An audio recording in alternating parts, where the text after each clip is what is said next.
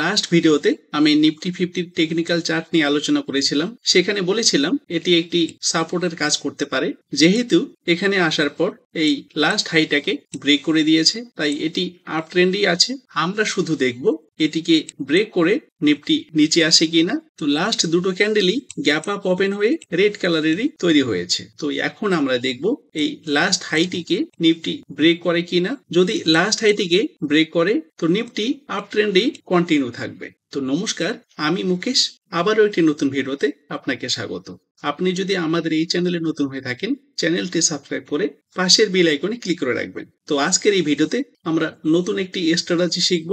যদিও এই স্ট্র্যাটেজি আমরা সবাই ব্যবহার করি এবং সবাই জানি, মানে আমি বলতে চাচ্ছি এই আরএসআই সম্বন্ধে আমরা সবাই জানি এবং আশা করি 90% ট্রেডার এই আরএসআই কে ব্যবহার করি। তো আমি আরএসআই কে কিভাবে ব্যবহার করি সেটি এই ভিডিওতে শেয়ার করব। আশা করি ভিডিওটি স্কিপ না করে সম্পূর্ণ দেখার চেষ্টা করবেন। তো চলুন ভিডিওটি শুরু করা যায়। প্রথমেই বলে রাখি, আমি ট্রেডিং এর ক্ষেত্রে তিনটি টাইম ফ্রেম ব্যবহার করি। এটি মান্থলি, এটি উইকলি এবং এটি ডেইলি। এবং তিনটি টাইম ফ্রেমের ক্ষেত্রেই এখানে দেখুন, এটি 20 সিম্পল মুভিং অ্যাভারেজ, এটি 50 সিম্পল মুভিং অ্যাভারেজ এবং এটি 200 সিম্পল মুভিং অ্যাভারেজ। ঠিক একই রকম এখানেও তাই এবং এখানেও তাই, মানে মান্থলি, উইকলি এবং ডেইলিতে সেম মুভিং অ্যাভারেজ লাগিয়ে রেখেছি এবং সাথে স্টকেস্টিক এবং আরএসআই তিনটিতেই লাগানো আছে। তো তিনটি টাইম ফ্রেম এবং তিনটি টাইম ফ্রেমেই এই ইন্ডিকেটর গুলো কি সিগন্যাল দিচ্ছে সেটা দেখা আমি মনে করি খুবই জরুরি। কেন জরুরি চলুন সেটা দেখে নেওয়া যাক।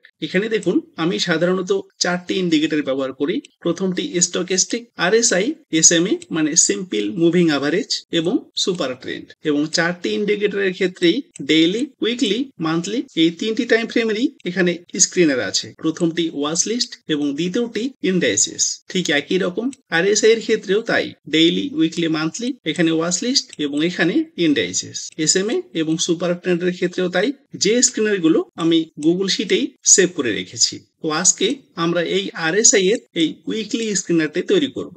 মানে এই নিফটির উইকলি টাইম ফ্রেমে কখন এন্ট্রি দিয়েছে এবং কখন এক্সিট দিয়েছে, আমরা সেই স্ক্রিনারটি প্রথমে তৈরি করব। তো প্রথমে চলে এসেছি এই চার্টিং ওয়েবসাইটে। এই চার্টিং ওয়েবসাইট থেকে এখানে ক্রিয়েট স্ক্যান এখানে ক্লিক করবেন, তাহলেই আপনি এখানে নতুন করে আপনি স্ক্রিনার তৈরি করতে পারবেন। তো আমি এখানে প্রথমে stock past all of the below filters in cash segment, এই ক্যাশ সেগমেন্টটাকে করব ইন্ডাইসেস। এখানে ক্লিক করার পর এখান থেকে আমি নেব ইন্ডাইসেস।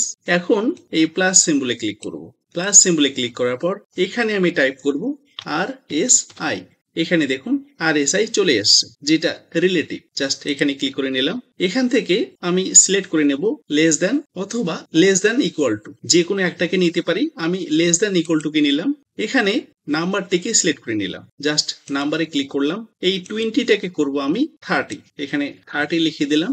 এই 30 মানে এটি আরএসআই ইন্ডিকেটর এবং এখানে দুটো লাইন আছে, একটি 70 এবং একটি 30। নিচে যে লাইনটি আছে এটি 30 এবং এটি 70। তো আমি দেখব যে এই নিফটি 30 নিচে কখনো আসছে কিনা, যেটা কিনা উইকলি টাইম ফ্রেমে। তো এখানে ডেইলি আছে, আমি এই ডেইলিটিকে করব উইকলি। তো ডেইলিতে ক্লিক করার পর এখান থেকে আমি সিলেক্ট করে নেব উইকলি। আমার স্ক্রিনার কমপ্লিট।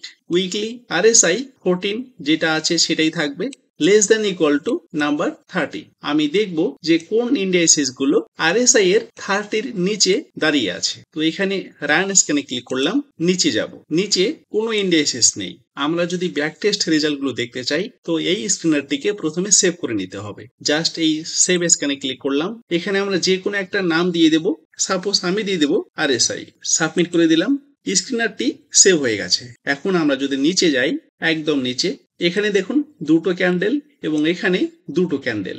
এটি 2022 সালের এবং এটি 2024 সালের। আমরা দেখে নেব এই 2024-এ মানে লেটেস্ট কোন ইন্ডাইসেসটি আরএসআই এর 30 লেভেলের নিচে দাঁড়িয়ে আছে। আমরা লাস্ট ক্যান্ডেলটিতে ক্লিক করলাম।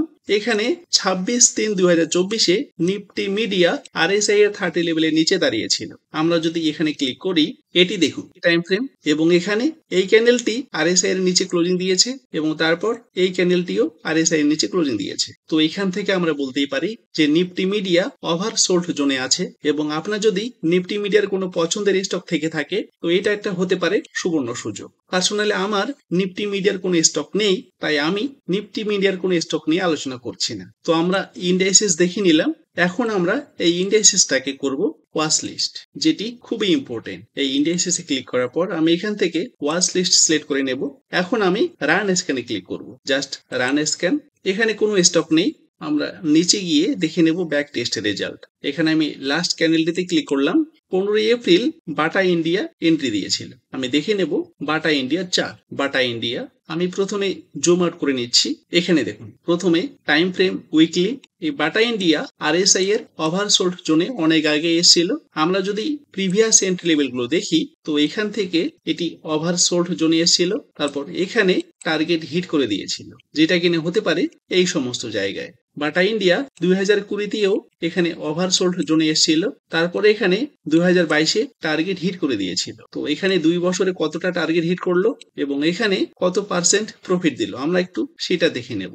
2020 থেকে 2021 পর্যন্ত এখানে 91% দিয়েছিল, এবং ফেব্রুয়ারি 2023 থেকে আগস্ট 2023 এখানে 27% দিয়েছিল। তো এখানে অনেকটা সময় নিয়েছিল এবং এখানে অল্প সময়েই টার্গেট হিট করে দিয়েছিল। এখানে আবারও সুযোগ এসছে এন্ট্রি করার। তবে আমি কোনোভাবেই এই সমস্ত স্টক সাজেস্ট করছি না বা রিকমেন্ড করছি না। আমি শুধু লার্নিং পারপোজ এই সমস্ত স্টক নিয়ে আলোচনা করছি। আপনি যদি এই সমস্ত স্টকে ট্রেড করতে যান তো অবশ্যই নিজস্ব অ্যানালাইসে ট্রেড করবেন। তো আমি একটু আরো পিছনে যাব। এখানে দেখুন 2016, এখানে 2016-তে এন্ট্রি দিয়েছিল এবং টার্গেট আমাদের এখানে হিট করে দিয়েছে, যেটা কিনা 2017। তবে এখানে একটা বিষয় মাথা রাখা দরকার, এটি কিন্তু উইকলি টাইম ফ্রেম। তো এখানে লাস্ট ক্যান্ডেলটি বাটা ইন্ডিয়া, আমরা এই সমস্ত ক্যান্ডেলে ক্লিক করে দেখে নেব। এটি হুইলপুল। আমরা যদি হুইলপুলের টেকনিক্যাল চার্ট দেখতে চাই তো এখানে ক্লিক করে নেব। এটি দেখুন এন্ট্রি দিয়েছিল এই সমস্ত জায়গায়, তারপর বুম। এখনো কিন্তু এখানে এক্সিট লেভেল আসেনি। এন্ট্রি দিয়েছিল এই সমস্ত জায়গায়, তারপর এক্সিট দিয়েছে এই সমস্ত জায়গায়। তো আমরা RSI কে এভাবেও ব্যবহার করতে পারি, আর যেটা কিনা আমি সাধারণত করে থাকি। তো আজকের মতো এটুকুই। ভিডিওটি যদি ভালো লাগে লাইক ও শেয়ার করবেন, কমেন্ট বক্সে আপনার মতামত জানাবেন। তো দেখা হচ্ছে নেক্সট ভিডিওতে। ধন্যবাদ, ভালো থাকবেন।